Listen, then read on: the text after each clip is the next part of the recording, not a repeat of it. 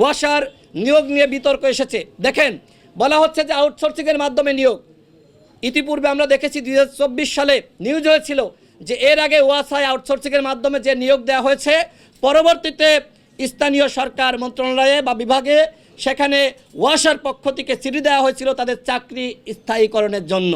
এখন যাদেরকে নিয়োগ দেওয়া হয়েছে 2 মাস পরে 3 মাস পরে দেখবেন তাদেরও চিঠি দেওয়া হবে চাকরি স্থায়ী করার জন্য।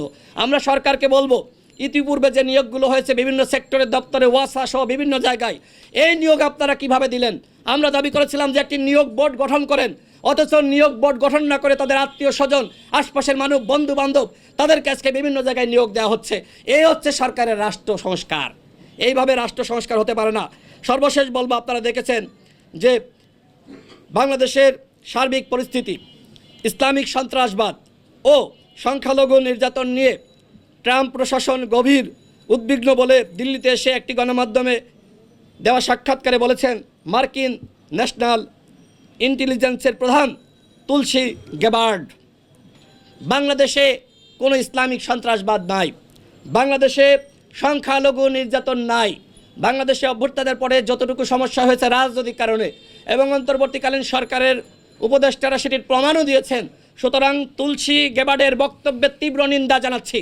বাংলাদেশকে নিয়ে জঙ্গি খেলা, এই খেলা বাংলাদেশের অভ্যুত্থানকারী শক্তি আর কোনোভাবেই হতে দিবে না।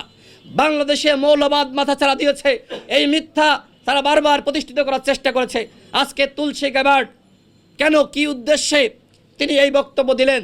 আমরা সরকারকে বলবো, আপনারা মার্কিন অ্যাম্বাসেডর যিনি বাংলাদেশে ভারপ্রাপ্ত হিসেবে রয়েছেন, আপনারা তাকে ডাকেন, তাকে তলব করেন। কেন তুলসী গ্যাবার্ড এই বক্তব্য দিল? এর আগে আমরা ভারতীয় হাই কমিশনারকে তলব করতে দেখেছি। এই বক্তব্যের পরে আমরা মনে করি মার্কিন অ্যাম্বাসেডরকে তলব করা উচিত।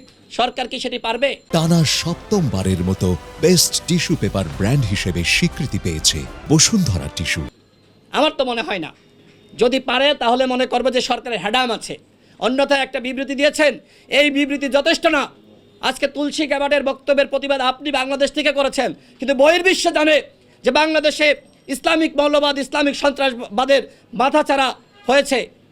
আজকে আন্তর্জাতিক মহলের কাছে নিউজ চলে গেছে বাংলাদেশে আজকে সংখ্যালঘু নির্যাতন হচ্ছে। এগুলো কি সত্য?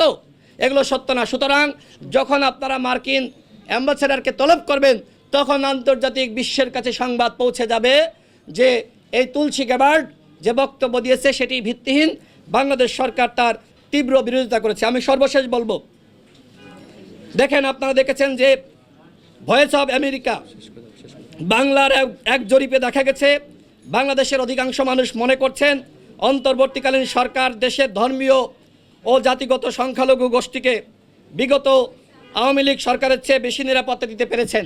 সুতরাং এই যে বিভ্রান্তিকর সংবাদ আজকে প্রকাশ করা হচ্ছে, আমরা তার তীব্র নিন্দা জানাই এবং মার্কিন সরকারকে বলবো আপনারা তাকে জবাবদিহিতার আওতায় আনেন এবং এই বক্তব্য প্রত্যাহার করেন।